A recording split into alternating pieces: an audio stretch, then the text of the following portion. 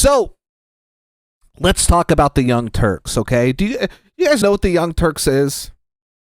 For me, it was a network. It's an online network. It's a left-leaning network that does news, okay? During the 2016 elections, it was a huge part of like the information that I got in learning about like Bernie Sanders. They were huge Bernie Sanders supporters during that election, and it was a huge part of me getting into politics. And so I've always, used them as a resource for news and things like that. Recently, though, they have been falling off hard. Okay. What the fuck is Kasparian? Recently, Anna Kasparian posted a tweet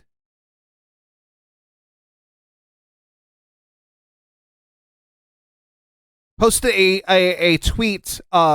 Twitter that was pretty stupid and also like could be seen as transphobic in a way, but also it's just so clearly trying to pander to like moderate people who think that like leftists are like screeching gay losers.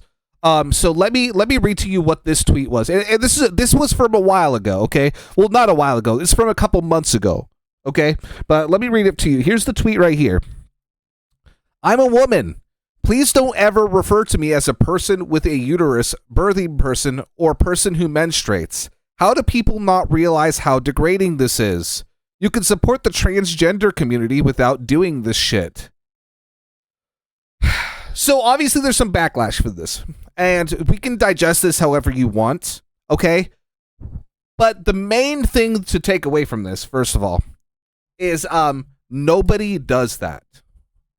When people say that somebody is a person with a uterus or a birthing person or a person who menstruates, that is almost 100% of the time in a medical setting used to describe different treatments for different things, okay? Wait, what is Candace Owens doing now? No, this is Anna Kasparian from the Young Turks. Okay, so this is used in a medical sense. Almost exclusively used in a medical sense. Now, that is not to say that there are some people who, instead of using someone's gender or their, instead of using someone's gender, they're using this as an alternative, which is not correct. They're doing too much, but that is a very, very slight amount of the population. You know what I mean? So it's like, this is only in, like, people are only refer to people as, like, birthing persons or person who menstruates when it comes to medical terms. And this isn't just because trans people exist, okay? This is also because not all AFAB people menstruate or can give birth, right? I mean, we're all aware of that, right? Some people are either too young or too old, okay, so they wouldn't fit those guidelines, or people who just don't for whatever medical reason, right? So she posted this tweet, okay? She posted that tweet and got a lot of backlash for it because it's silly. It's silly. It doesn't make any sense. It's shadow boxing a ghost that you've made up yourself. And then she doubled down on that. Of course. I mean, I said that weird. LOL, the meltdowns over wanting to be referred to as a woman rather than a birthing person is pretty wild. I'll never apologize for that, especially as biological woman who has had a fucking lifetime of being told I'm less than. I'm a woman. No apologies. Yeah, Anna, nobody's telling you that you're not. In fact, nobody, not a single person, maybe somebody in your circle somewhere has called you a birthing person, but I doubt that. I think that you saw that on the internet somewhere and decided that that was your that was your fight, okay? You're shadow boxing, okay? And it's transphobic. It's weird. These are medical terms that you're fighting with.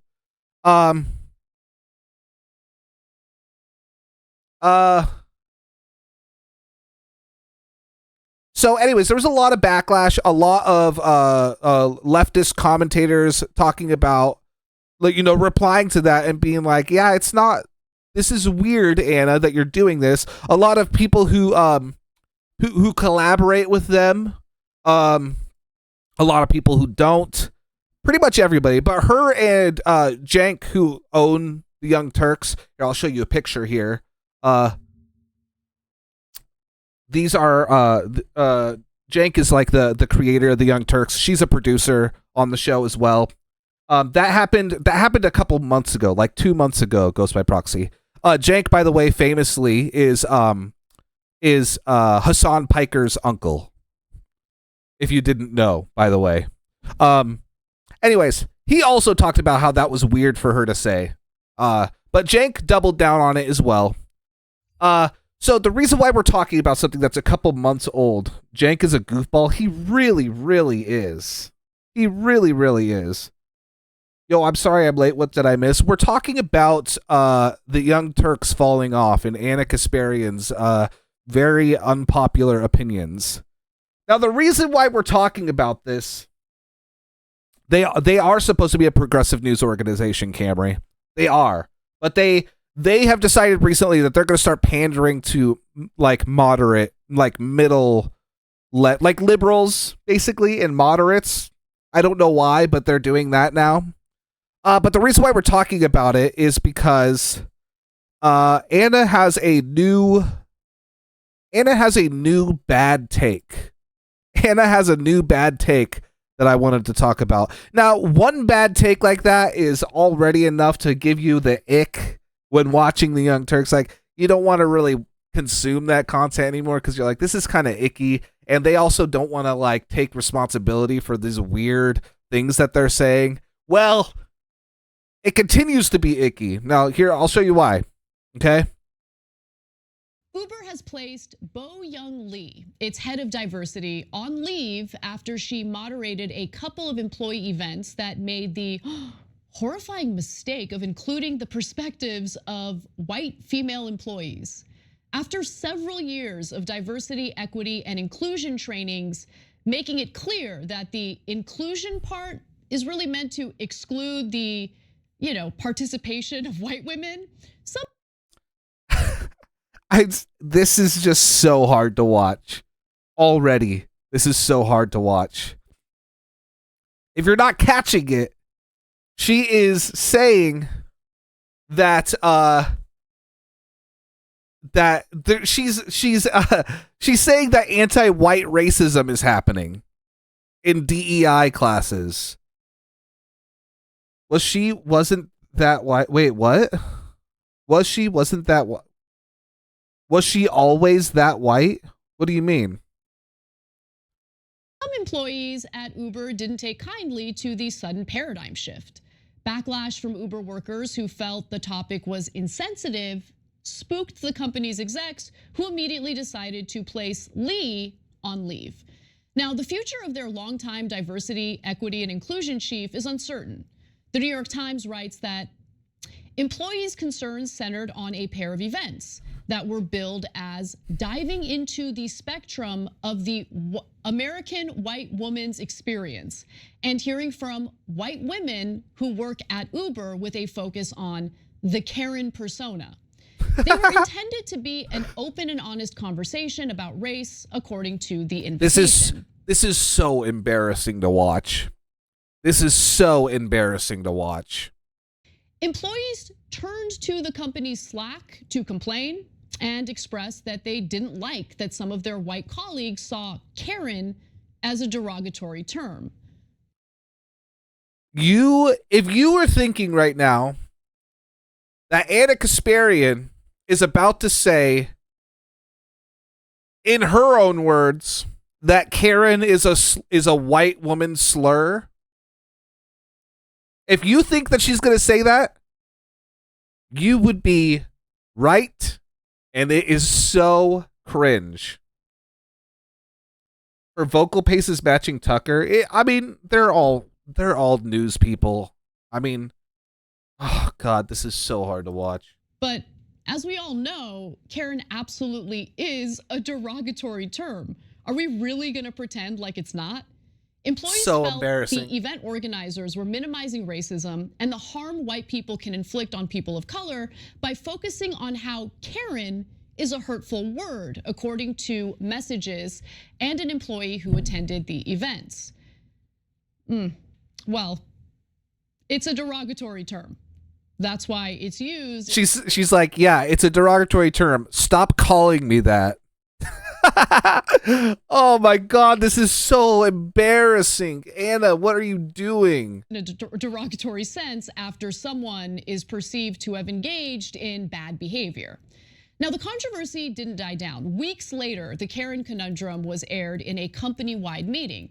Several weeks after the first event, a Black woman asked during an Uber all-hands meeting how the company would prevent tone-deaf, offensive, and triggering conversations from becoming a part of its diversity initiatives. Lee replied, arguing that while the discussions can sometimes feel uncomfortable, they were important and necessary to have. Sometimes being pushed out of your own strategic ignorance is the right thing to do. That's what she said. Now, as you can imagine, that comment did not really do much to calm the situation down and instead sparked additional outrage and complaints to executives. So Lee decided to hold a second event, which was intended to be a dialogue where employees could express how they felt about what they heard during the first event. But that led to even more complaints. In Slack, groups for Black and Hispanic employees at Uber fumed that instead of a chance to provide feedback or have a dialogue, they were instead being lectured about their response to the initial "Don't Call Me Karen" event. Oh my God, this is so embarrassing. Can you just cover the fucking news, Anna? How do people have this low of common fucking sense? It's just, she's mad because she's getting called a Karen, probably. Necesito mod, por favor, Lamau. Butter knives, what's up? How we doing? And how are they making more money than people who have a regular ass job, Lamau? Oh, this is so ridiculous.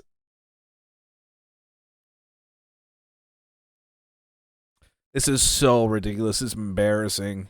One person wrote, "I felt like I was being scolded for the entirety of that meeting." Another employee took issue with the premise that the term Karen shouldn't be used.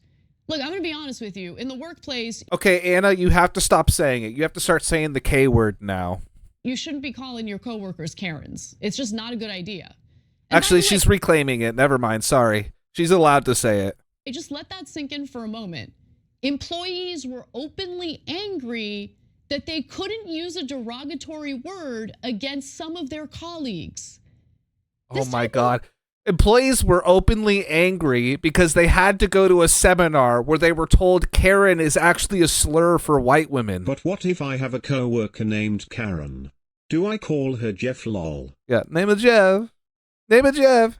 They had to go to a DEI seminar where they were told that Karen is a slur for white women. What in the goddamn hell?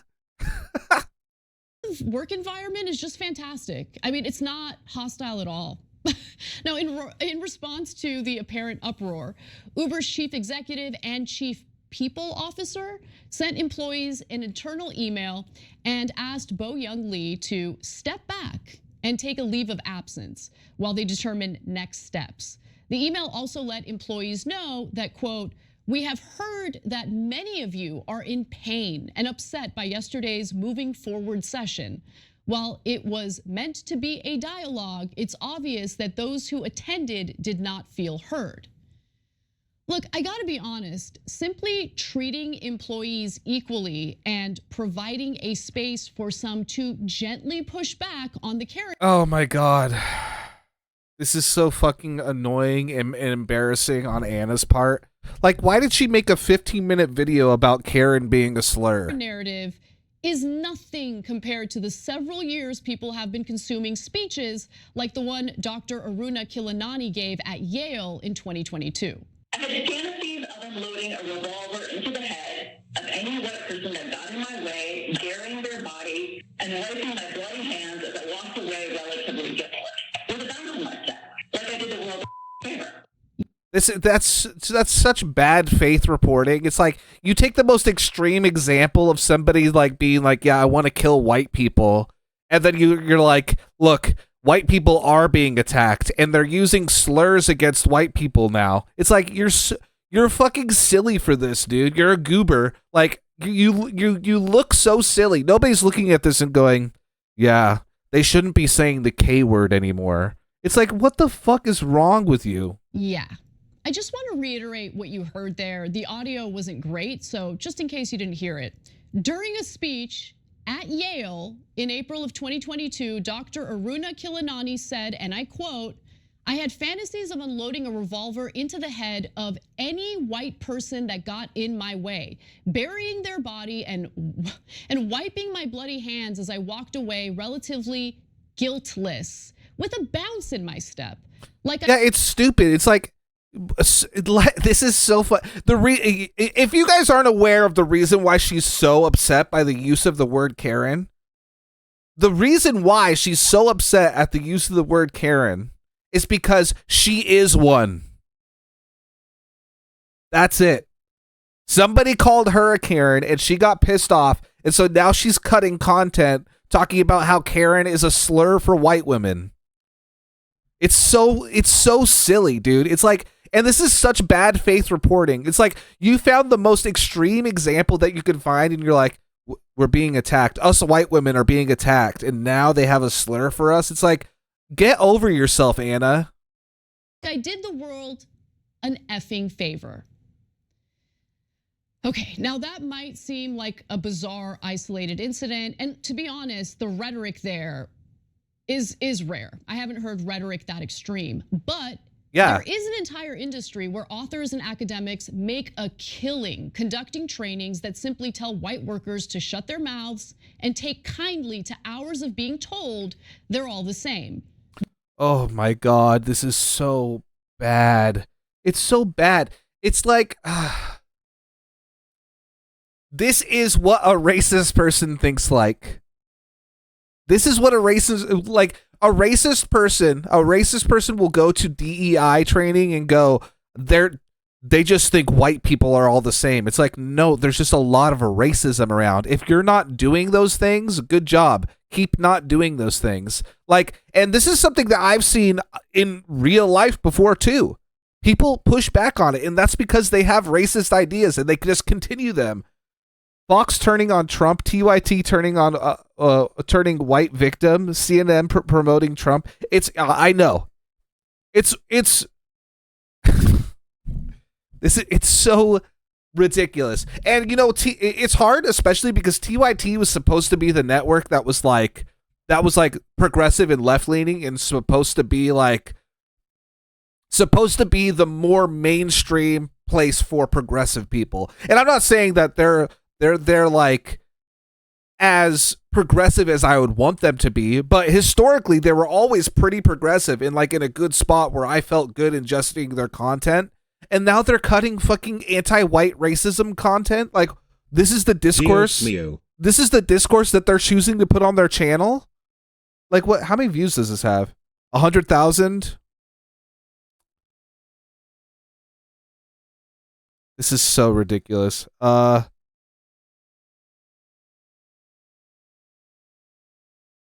Yeah, there's some good comments here. Let's just keep watching. Let's see what she has to say. They're all racist. Dios They're mío. all hateful. They all deserve what's coming to them. And it should come to no surprise that DEI trainings like this have led to lawsuits because they include, discrimination. In 2020, at least half a dozen people who had been employed by the New York City Department of Education filed lawsuits or won settlements in cases relating to mandatory DEI trainings. Wait, hold on. At least half a dozen people who had been employed by the New York City Department of Education filed lawsuits. So 6 people employed by the New York City Department of Education, okay, which is not that many, by the way, either filed lawsuits or won settlements. So either they filed a lawsuit that they either did or didn't win. We don't get that information, or they won settlements. So that could be 1 of the 6, 2 of the 6, 6 of the 6. In cases related. So I'm not understanding what this information I'm getting here is. TYT is starting to feel like a nature Instagram channel that gets to 200K viewers and then sells its name to cam girls. Yeah, I mean they're selling out to moderates is what they're doing. They're buying into right-wing talking points when it comes to leftists. Okay. They're buying into this. They're like, oh, we're not like those leftists where they're all saying weird gender neutral terms that piss me off. We're actually moderates now, and you can come to us. And the conservatives and the moderates are going to look at that and go, look, even progressives think that the left is weirdos, and then they're still not going to watch TYT. So I don't know what they think they're going to get out of this. Mandatory DEI trainings. What I'm also not surprised They have about this is wonderful how talent of lucrative being this able to industry talk straight out of their asshole. So true. is. After George Floyd's murder, as companies faced pressure to demonstrate a commitment to racial justice, interest in diversity, equity, and inclusion exploded. The American market reached an estimated $3.4 billion in 2020 alone. Take Syra Rao and Regina Jackson as just one example. They run a business called Race to Dinner, and wealthy white women across the country pay them handsomely to come to their dinner parties to bash the host and her white friends as racist. Bro, what am I watching? Oh my God. What the fuck is this? This is so bad. This is so bad. I pre-watched some of this. I did not get this far. This is horrible. What is this? Oh my God. I missed TYT when Hank Pecker said we deserve 9/11. That's so true. I'm not a fan of opinion news. Yeah, what is this? That's what this is, and not only is it opinion news, but it's a bad opinion. It's so bad. This looks horrible. What the fuck? If a news network says they're unbiased, no, they are not, lol. I mean, yeah. All news networks are biased in a sort of way. There are places where you can trust the news that they're giving you, and trust that a lot of the information that they're giving you is correct. But every news station is biased in a way. I mean, they're all corporate owned, right? So that's how they decide which stories to publish and which stories to not publish. That in and of itself is a biases.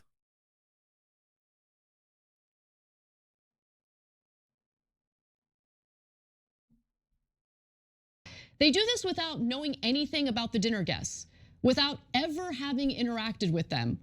All they know about these individuals is the color of their skin, and automatically they assume these white women have anti-black prejudice in their hearts. How much do they charge? Well, if you ask me, a lot. Each dinner party initially cost $2,500 total, but the rate increased to $5,000 in 2020. Gee, I wonder why. The funds cover a 2-hour dinner, which includes support from Race to Dinner's business developer, planning, travel for Jackson and Rao, and, when applicable, a post-event consultation. The cost of food was not included in the original dinner party fee.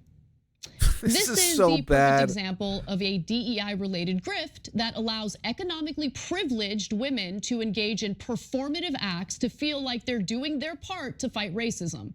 Of course, they're not actually doing anything. That's what the people at the dinner party are doing. Is she talking about? She's not talking about the people hosting the class, right? She's butthurt over a dinner. She's talking about the people hosting the class, but the people at the dinner party are the ones doing this. The people who are getting, like, hiring them are the ones doing this. They're spending $5,000 to have people come to their dinner party to talk to them about DEI. That is somebody in an economic position, using that position to make themselves look better and non-racist. Have we watched one of these videos? What videos? To fight racism at all. And if they want to pay for that, great. But the Race to Dinner ladies have also published books and even put out a movie called Deconstructing Karen. As a result, their simplified portrayal of white women seeps into the public consciousness and discourse. Their words, as void of evidence as they may be, are treated as fact. But don't worry, they also think immigrants to America are automatically anti-black racists as well. Syra will generally say that she is anti-black, and everybody will pivot towards me. And I go, well, and black people know it. The gig is up. We know that every person who comes to this country as an immigrant believes themselves to be better than us. Based on what? Okay, I mean, yes, you are picking, you're finding a xenophobic person to put on blast right now to make your point about Karen being a slur. Is that what I'm getting? What the fuck? That's a big game, man. Hey, that's a big game, man. Thank you, Butter Knives. I appreciate the follow. Welcome in. I'm glad to have you here, buddy. What evidence is there that immigrants come into the country and automatically see themselves as higher up the food chain or the hierarchy than black? Like this point she's making is like kind of right. I mean, that's extremely xenophobic, right? Okay, to just say that any immigrant to America is like, that point is xenophobic, okay? But this is in bad faith. She's combining this with the clip of the person saying that she wants to kill white people, and feel good about it, with the xenophobic person, and she's like, this is how every DEI person is, and it's like, what are you talking about? There's no evidence of that. Look, I think this discourse has had a devastating impact on the country, because when you mix business interests with the branding of social justice, chances are the objective is really about profit rather than actually addressing systemic issues. And if the main problem is systemic racism, why are we all engaging in this toxic witch hunt? Sussing out people we perceive to be problematic does nothing to address racism in our criminal justice system. It does nothing to improve educational curriculum in our schools, and it fails to ensure that people of color have equal opportunities to wealthier white people. We've been conditioned to think that generalizations about entire groups of people is somehow okay, as if it doesn't contradict the fight against racism. We've taken the bait in this extremely successful divide and conquer strategy. This and is to be so honest, stupid. I've been struck by how effortlessly callous the online discourse has become. Any out of context viral video that features a conflict with a white woman is automatically considered evidence of a racist act, even before we have all the details. The latest example involved a pregnant hospital worker named Sarah Comrie in New York. She was Once again, by the way, she's pulling another clip that is, there's plenty of videos out there of white women being racist, okay? But she's taking one moment where a bunch of people who wrongfully jumped on this video being like, this is so racist, even though it was just like a conflict between two people, and the woman did end up paying for the bike. She's taking that and she's like, this is how everybody is, and this is how it is everywhere now, and it's not the case. Get off of Twitter. Do you support immigration from the third world, even if it means they are generally less accepting of LGBTQ plus and stuff like that? What's your view on that? I mean, that is not on topic, but also, yes, I do. I don't think that there should be any borders, and I think that everybody deserves a better life. And I think that if everybody had a better life and everybody had a better understanding of other people, then we would all be better off. I think that everybody deserves a good shot at a good life. Okay? I don't think that we should be casting anybody out. Also, when people are hateful They're hateful for a lot of reasons. And a lot of that hatred comes from their own material conditions. You know what I mean? Because of that guy in the bike? Yeah, it's the guy in the bike. It's the one event. Sorry, I just joined and heard the word immigration. Yeah. I mean, I'm not a fucking rad lib that's gonna be like, actually, you have to check and see. You have to check the views of every person coming into this country. It's important for starving people in crime-ridden tiny cities. It's important for me to know their political beliefs before they come into this country. It's like, no, I don't care about that. Captured on video during an argument she had with a black man over a city bike in Manhattan. The man claimed that he paid for the bike rental, but Comrie disagreed. No, record him. Help me! Please help me! This is not your bike. Please help me! This is not your bike. Please help me! Help! Please get off me! What's going on? The dominant online narrative was that this racist pregnant woman. Oh my God. The Twitter narrative is not maybe that's the dominant online narrative, okay? But normal people are not Twitter brained, okay? Normal people are not Twitter brained. Most people don't know about that fucking video. It's so like, this is such bad faith reporting. Tried to steal a bike from a black man. Yeah, that's what I'm saying. Most people haven't seen that video unless you're fucking online brained. The only reason why I've seen it is because I'm a loser that's online all the time. Like normal people haven't seen that video even. And then made herself out to be a victim with her white tears. Her attorney later provided receipts claiming that she in fact paid for the bike. I've seen too much. But it felt like no one thought it might be a good idea to just wait and see what the truth was before attacking her. Yeah, no one thought it would be a good idea. Yes, they did. Because anybody who saw that video and did not make a post about it did exactly that. But you think that everybody who saw that video made a fucking Twitter post, and you're out of your mind. Her employer at Bellevue Hospital was immediately contacted. She was placed on leave pending an investigation. Now her attorney is looking to potentially sue media outlets that propagated false allegations about his client. But we still don't know the full story. And it's better to wait and see how this develops. Did I DC? Okay, no, we're good. We're good. Before people try to destroy a stranger's life and livelihood. So, do we feel better about racism in America today? It certainly feels like we're becoming more divided. We're definitely more obsessed with whipping out our phones to surveil. Yeah, she's mad because she actually doesn't see color. God forbid we fail to capture one of our peers in their worst moments. Simply put, I absolutely loathe this crap. And I can't pretend like I'm above it because I engaged in a lot of it myself. And I have deep regrets about that. Karen hunting is a destructive symptom of the powerlessness people feel as they're more atomized and alienated from those around them. Karen hunting is extremely destructive, so stop doing it to me. Oh my God. This is so ridiculous, dude. It's the abscess that forms from the lack of an organized movement that values the humanity of individuals while fighting institutions that propagate inequality. It's what happens when society fails to understand the critical nature of solidarity in fighting systems of oppression.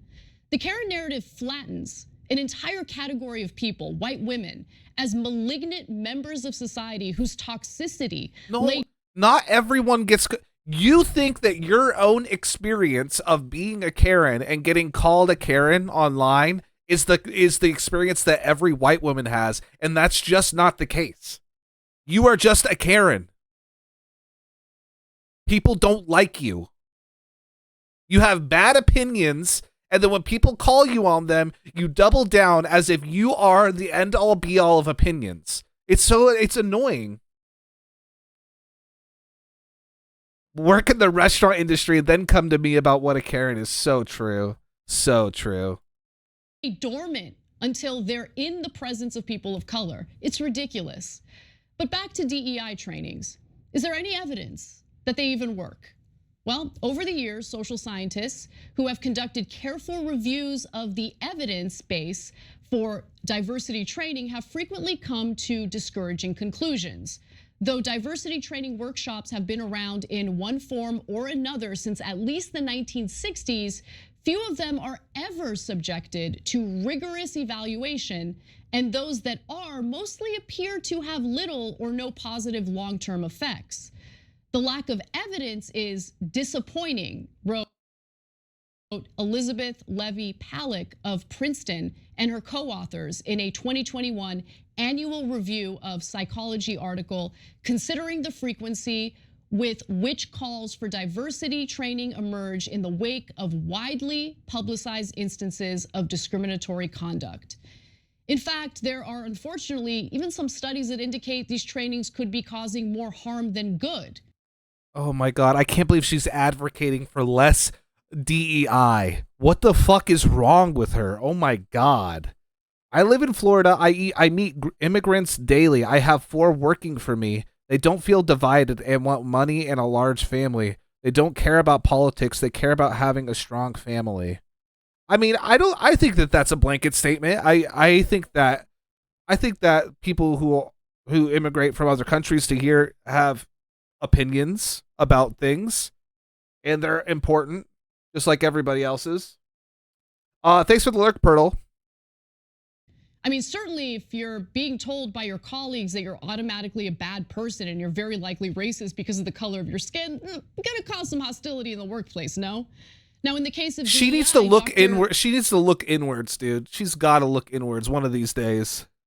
Dobbin and Dr. Kalev warn that politics isn't as strong unless they make less money. Yeah, but I mean, you're like, the way you're saying that is implying that politics are strong on average for like native born like Americans, which is not true. Like most average people, like most average daily people know only a little bit about politics, and they don't care that much.